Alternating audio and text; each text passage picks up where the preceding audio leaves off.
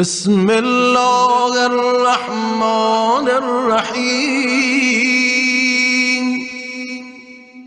اللهم إني أسألك فيه ما يرضيك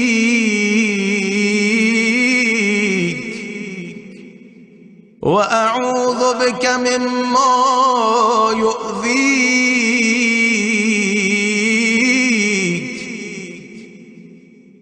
وأسألك التوفيق فيه لأن أطيعك ولا أعصيك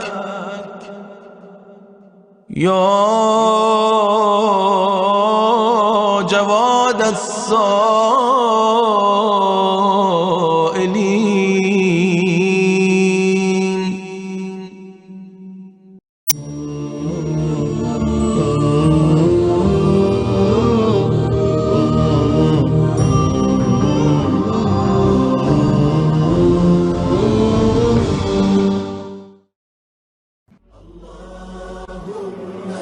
صل وسلم وزد وبارك